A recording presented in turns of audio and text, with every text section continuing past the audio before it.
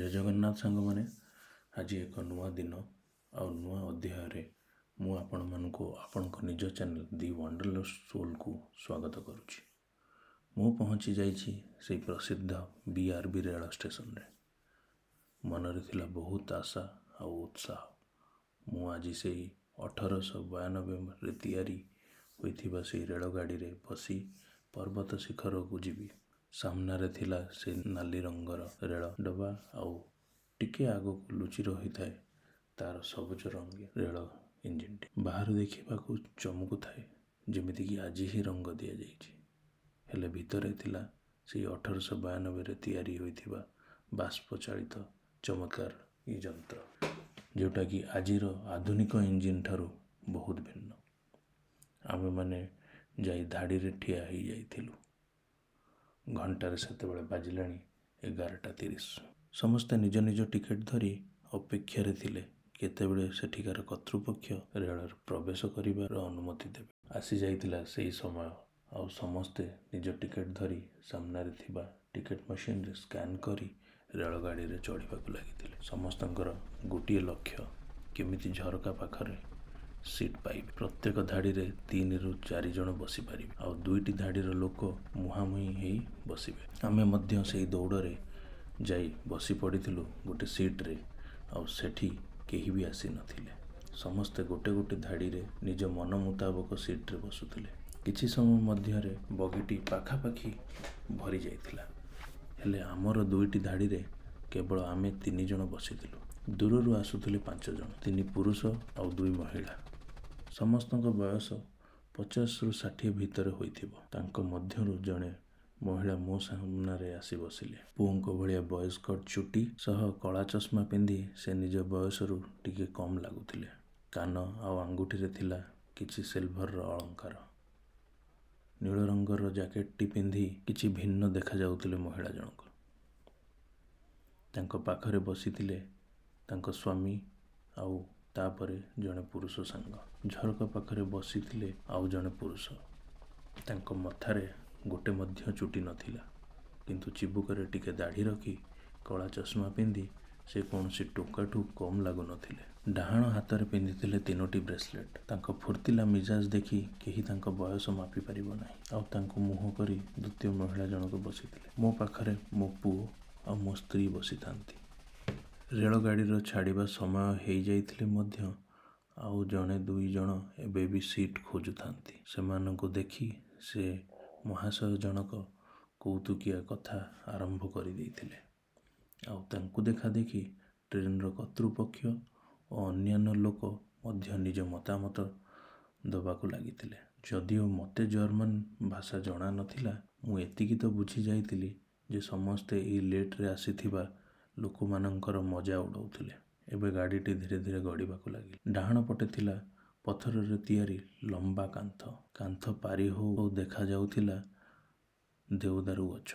गछर गहळ मध्यरे देखा जाउथिला छोट छोट काठ घर। झरकारे लागिथिला काच आ सामना रे थिला बालकनी रे लागिथिला रंग बिरंगर फूल गछ जहा कि घरर शोभा बढ़ाउथिला। घरर तळे थिबा पटिकरे पड़िथिला गोटे छोट टेबुल आ 2टी चेयर। सूर्यर सुनेली किरण तळे बसी 2 वयस्क दंपति परस्पर सह कथा हेई चाहार चुस्की नेउथिले। घर सामने थिला किछि सेउ गछ। शरत ऋतुर आगमन रे झड़ी जाइतिला किछि पत्र। सबुज कमला नाली और माटिया रंगर किछि पत्र पवनर ताळे ताळे नाची उठुथिले आउ ता भितरु उंकी मारुथिला छोटिया छोटिया सेउ। रेल इंजिन रु बाहरुथिबा बाष्प आकाश रे झुलुथिबा मेघ भलिया देखा जाउथिला आउ किछि समय रे अदृश्य हेई जाउथिला। दूर रे देखा जाउथिला आउ किछि काठ घर आउ रास्ता रे थिबा किछि गाड़ी। जेते जेते ऊपर को चढ़ु थाउ सेते ठंडा सुलुसुलिया पवन देह को शीतई दउथाए। पहाड़ रे थिबा घास गालीचा मझिरे छोट छोट घरटी आउ ता पछरे थिबा पर्वत श्रेणीर दृश्य बहुत मनमुग्धकर थिला। हठात अंधार हेगला। रेलगाड़ी एबे गोटे सुड़ंग भितर जाउथिला। इंजिन रो बाहरुथिबा बाष्प मुहरे बाजी लागुथिला सते जेमिति मु गोटे पार्लर रे बसी स्टीम मसाज नउची। इंजिन रो कर्कश स्वर कान को आघात करुथिला। विचलित हेई समस्ते निज कान को ହାତରେ ବନ୍ଦ କରୁଥିଲେ। ଏବେ ଦେଖାଯାଉଥିଲା ଟିକେ ଆଲୁଅ। ଦେଖୁ ଦେଖୁ ରେଳଗାଡ଼ିଟି ସୁଡ଼ଙ୍ଗରୁ ବାହାରି ସାରିଥିଲା। ବାମ ପଟେ ଦେଖାଯାଉଥିଲା ଅବର୍ଣ୍ଣନୀୟ ସୌନ୍ଦର୍ଯ୍ୟ। କଳା ପାହାଡ଼ ଉପରେ ଭାସୁଥିଲା ମେଘ, ଆଉ ଦୁଇପଟେ ପଟ ପାହାଡ଼ ମଝିରେ ଦେଖାଯାଉଥିଲା ସେଇ ନୀଳ ରଙ୍ଗର ବ୍ରାଞ୍ଜ ହ୍ରଦ। ଗାଡ଼ି ଯେତେ ଆଗକୁ ଗଡ଼ୁଥାଏ ସେତେ ସ୍ପଷ୍ଟ ହେଇ ଦେଖାଯାଉଥାଏ ସେଇ ହ୍ରଦ। ସତେ ଯେମିତି ଗୋଟେ ନୂଆ ବୋହୂ ମୁଣ୍ଡରୁ ଲୁଗା ଧୀରେ ଧୀରେ ଖସଉଥିଲା। ଦେଖୁ ଦେଖୁ ପୁଣି ଗଛ ଆଡ଼ରେ ହଜିଯାଇଥିଲା ସେଇ ଦୃଶ୍ୟ। ଠିକ୍ ସେଇ ସମୟରେ ଦେଖାଦେଲା ଆଉ ଗୋଟେ ସବୁଜ ରଙ୍ଗର ରେଳ ଇଞ୍ଜିନ୍। ଧୂଆଁ ଛାଡ଼ି ଛାଡ଼ି ସାମ୍ନାରୁ ଆସୁଥିଲା, ଆଉ ପଛରେ ଥିଲା 3ରୁ 4ଟି ନାଲି ବଗି। ଖୋଲା ଝରକାରୁ ହାତ ହଲେଇ ପର୍ଯ୍ୟଟକମାନେ ଖୁସି ପ୍ରକାଶ କରୁଥିଲେ, ଆଉ କିଛି ନିଜ କ୍ୟାମେରା ଧରି ଫଟୋ ଉଠେଇବାରେ ବ୍ୟସ୍ତ ହୋଇଥିଲେ। ଦେଖୁ ଦେଖୁ ଗାଡ଼ିଟି ଆମ ବଗିକୁ ପାରି ଯାଇଥିଲା ଓ ତା ପଛରେ ଲୁଚି ରହିଥିବା ସେଇ ପର୍ବତର ଦୃଶ୍ୟ ପୁଣି ଆଖି ଆଗକୁ ଆସିଯାଇଥିଲା। ତା ସାଙ୍ଗକୁ ଥିଲା ସୂର୍ଯ୍ୟର କିରଣ, ଯାହା ଖାଲି ନାମମାତ୍ର ଉତ୍ତାପ ଦେଉଥିଲା। ସବୁଜ ଉପତ୍ୟକାରେ ଚରୁଥିଲେ କିଛି ଗାଈ। ତାଙ୍କ ବେକରେ ଓଳିଥିଲା ଘଣ୍ଟି। ପବନର ତାଳେ ତାଳେ ବାଜି ଗୋଟେ ନୂଆ ଗୀତ ଲେଖୁଥିଲେ। ନୀଳ ଆକାଶ, ଆଉ ଆକାଶରେ ଭାସୁଥିଲା ମେଘ। ଦୂରରେ ଥିଲା ପର୍ବତ, ଯାହାକି ସବୁଜ, କମଳା ଓ ନାଲି ରଙ୍ଗର ଗଛ ପତ୍ରରେ ସୁସଜ୍ଜିତ ହୋଇଥିଲା। ଦୁଇ ପାହାଡ଼ ମଧ୍ୟରୁ ଉଙ୍କି ମାରୁଥିଲା ସେଇ ସବୁଜ ଆଉ ନୀଳ ମିଶା ରଙ୍ଗର ହ୍ରଦ। ଏମିତି ଲାଗୁଥିଲା ସତେ ଯେମିତି ମୁଁ ସ୍ୱର୍ଗରେ ପହଞ୍ଚି ଯାଇଛି। ପୁଣି ଥରେ ଗାଡ଼ିଟି ସୁଡ଼ଙ୍ଗ ଭିତରେ ପଶିଲା, ଆଉ ଆର ପାର୍ଶ୍ୱରେ ବସିଥିବା କୌତୁକିଆ ଲୋକ ଜଣକ ମୁଗ୍ଲି ଭଳି ଚିଲେଇ ଇଞ୍ଜିନ୍ର ସ୍ୱର ସାଙ୍ଗେ ତାଳ ଦେଇଥିଲେ। ସେ ଇଞ୍ଜିନ୍ର କର୍କଶ ସ୍ୱରରେ ଦବି ଯାଉଥିଲା ମୋ ହୃଦୟର ସ୍ପନ୍ଦନ। ତାଙ୍କୁ ଦେଖି ମନେ ପଡ଼ିଯାଇଥିଲା ମୋର ପିଲାଦିନ। ସୁଡ଼ଙ୍ଗ ପରେ ସୁଡ଼ଙ୍ଗ, ଆଉ କେତେ ଯେ ଅଭୁଲା ଦୃଶ୍ୟ, କାହାକୁ ବର୍ଣ୍ଣନା କରିବା କଷ୍ଟ।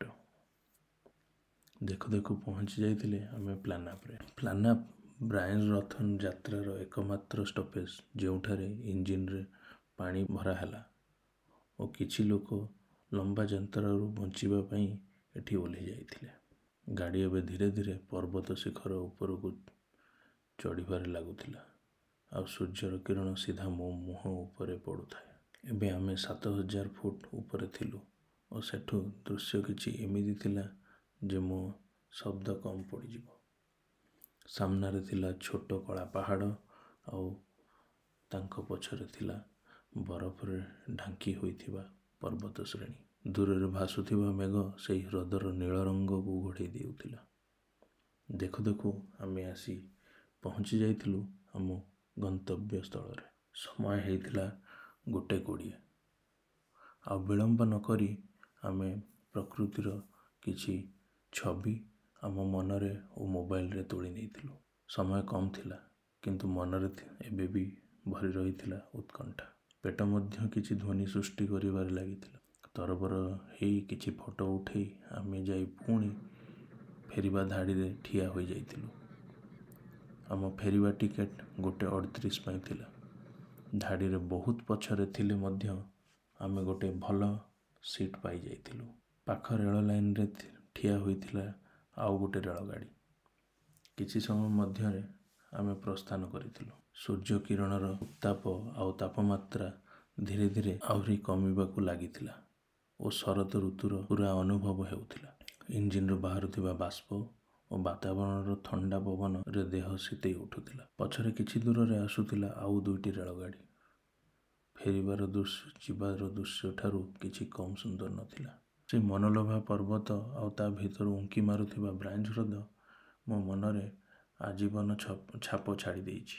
ଦେଖୁ ଦେଖୁ ଆମ ଯାତ୍ରାଟି ସମାପ୍ତ ହୋଇଯାଇଥିଲା, ଆଉ ଆମେ ପୁଣି ଆସି ବ୍ରାଞ୍ଜ ଷ୍ଟେସନରେ ପହଞ୍ଚି ଯାଇଥିଲୁ। ରେଳ ଷ୍ଟେସନରୁ ବାହାରୁ ବାହାରୁ ସାମ୍ନାରେ ଥାଏ ବ୍ରାଞ୍ଜ ହ୍ରଦ। ମନରେ ଛପି ଯାଇଥିବା ଛବିଗୁଡ଼ିକ ଏବେ ବି ବ୍ରାଞ୍ଜ ହ୍ରଦକୁ ଦେଖିଲେ ଆଖି ଆଗରେ ନାଚି ଉଠେ।